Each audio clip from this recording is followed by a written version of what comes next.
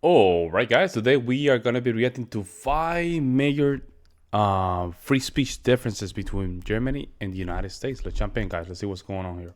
And what I worry about is the threat from within, the retreat of Europe from some of its most fundamental values, values shared with the United States of America. Now, I was struck that a former European commissioner went on television recently and sounded delighted that the Romanian government had just annulled an entire election.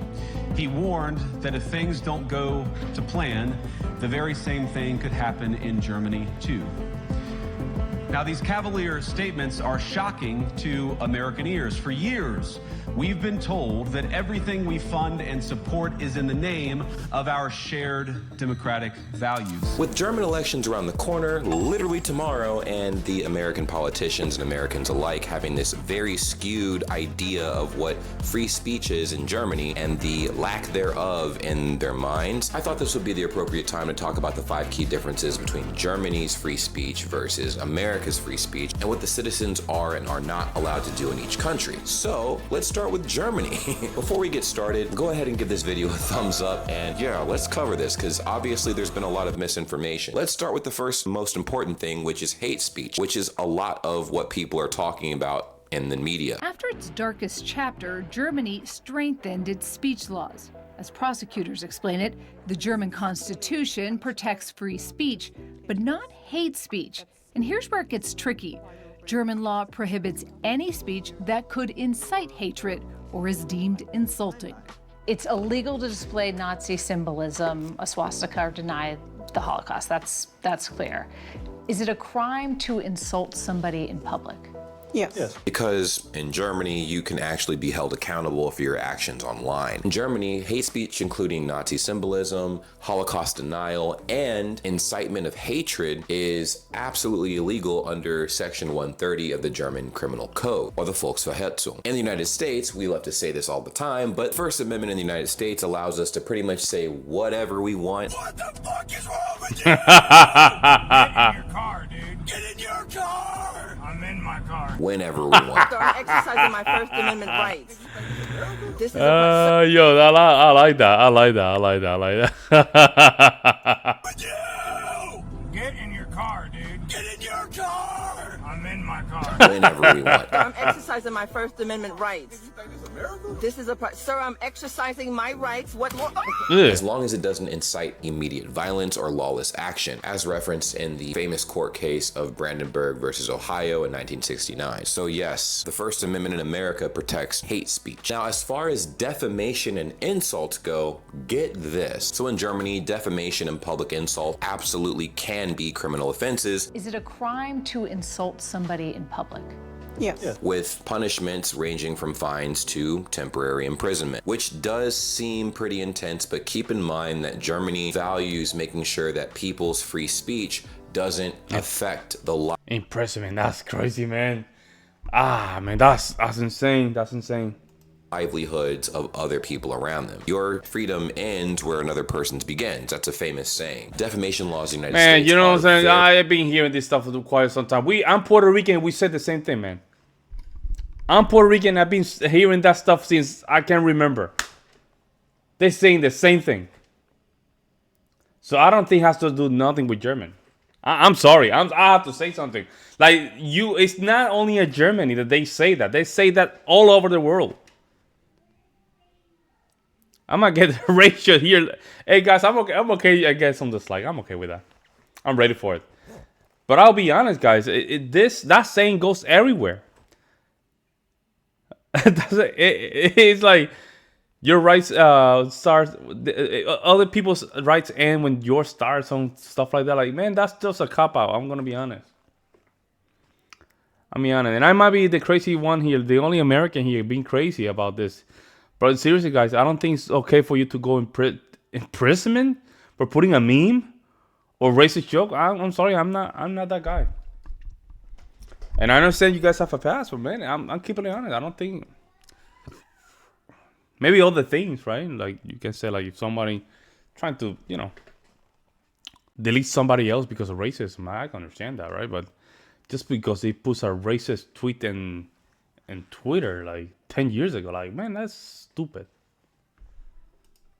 Very relaxed thanks to the New York Times versus Sullivan case in 1964, requiring public figures to prove actual malice to win the case. Mere insults are generally not punishable. So this next one's pretty important because that's where a lot of you guys are watching this video, and it's online, obviously. So the regulation of online speech.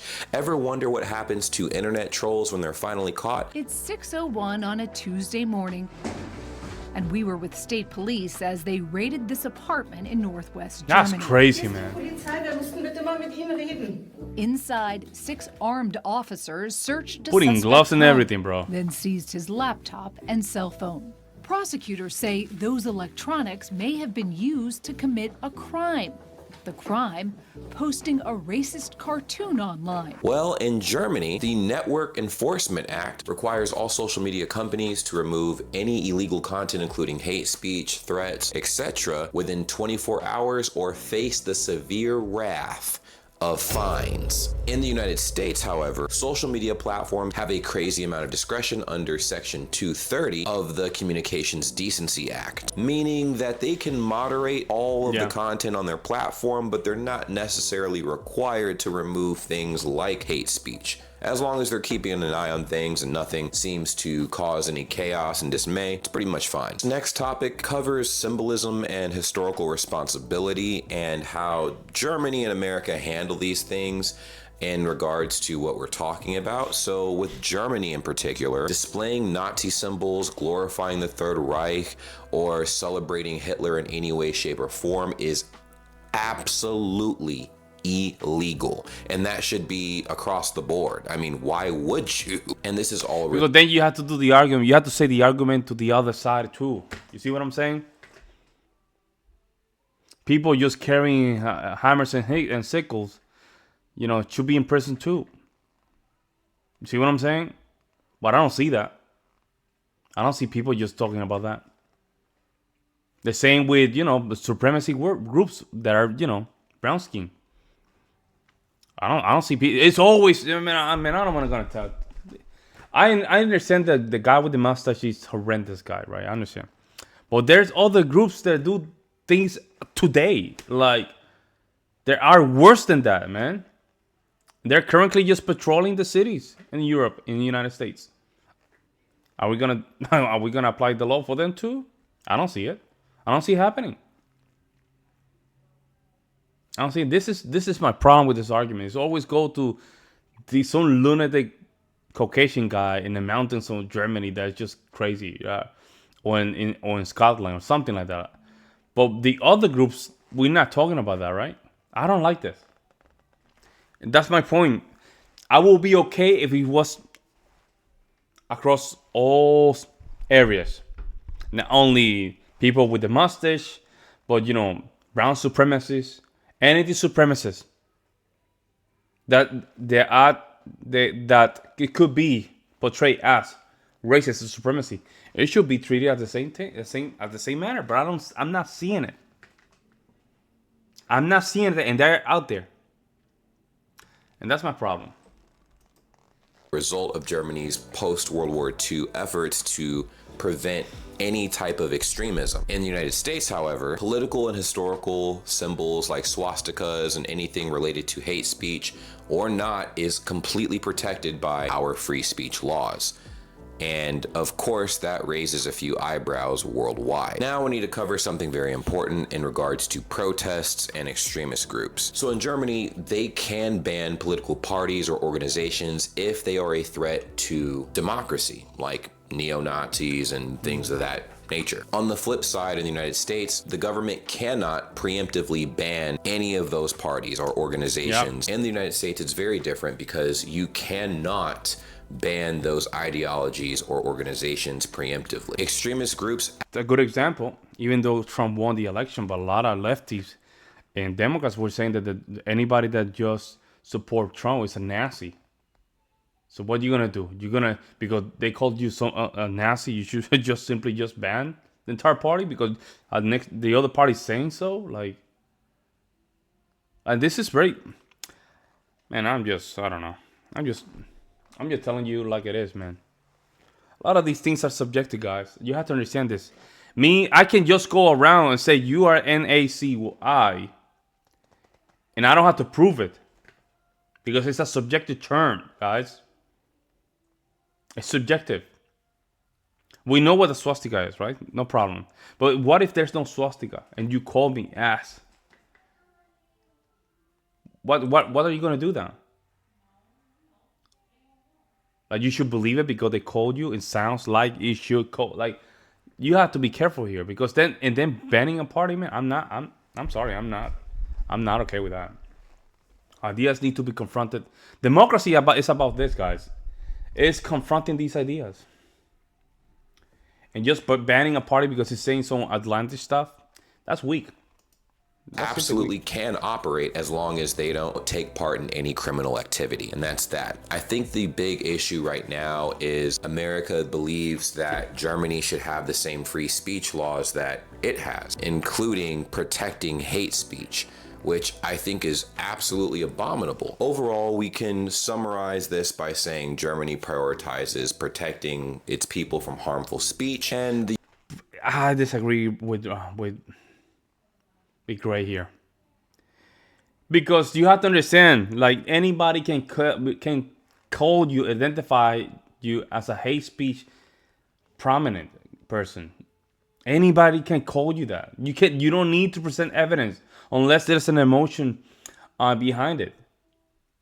Believe me, guys, that's how it works. Like, hate speech is just people found it offensive. Certain groups do certain things, or because you think that you need low taxes, people get offended by that. People can get offended for anything, guys. And the problem is,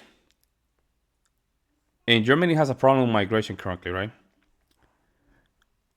What if those migrants, they start getting not only 20% of the population, now they get 40 and 50% of the population.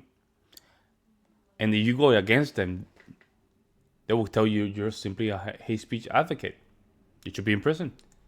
What are you gonna do there? Like, I don't believe that this thing. Yeah, I know people can get hurt by words, but at the same time, we have to have discussions. Discussions is how we just get to a position and to avoid conflict, guys. It's the only way we can just avoid conflict is through conversations. the US protects individualism, even if the ideologies are very controversial. I feel like the issue that we're having in America right now is literally on the rise as far as people being able to do things that are harmful to other people through hate speech. I mean, you can low-key incite a lot of crazy things, and it causes problems for masses. And it's insane. It's incredibly harmful, and people refuse to acknowledge that. And that is where we're at a crossroads now, where we have politicians spreading an very interesting ideology that does not even work in America to Germany. So you guys let me know what you think in the comments down below. Obviously, this is a very charged topic. We have a lot of things happening on a daily basis in the political sphere. And I would say don't call it free speech, man. Simple as that is, because it's not free speech. Call it something else, but it's not free speech, guys. It's free expression, none of this stuff. And again, some of you guys might not like what I'm going to have to say. I'm okay with that. But in my opinion, I think don't call it free speech, man. That's how you save this. To tell it like it is, like, you don't have free speech. Germany is not a country of free expression or free speech. Although we respect, I don't know, we respect people's autonomy to speak or something like that. You know, like, it's not free speech. If it is not free speech, if a Nazi cannot have a conversation with a communist about economics, it's not free speech, guys. As horrendous as that sounds, it's not free speech. You have to have people like that discuss this topic, and that way you can see it. And you can see how horrendous they are. But then if you don't do it, and then you start creating these black markets of ideologies where it can become worse. That's why the KKK is not a thing in the United States. It's not a thing, maybe, because we have respect. We allow them to just go back and forth with this idea, and they look like foolishes because they're foolish. They're stupid. But you let them talk, and then you hear them from the horse's mouth. And then people start realizing, oh, yeah, they're stupid. They have crazy ideas. But then if you start suppressing them, they gain more they gain more power. More power. Oh, okay. Let me know what you guys see in the comment section below. Like always, guys, I'll see you next one.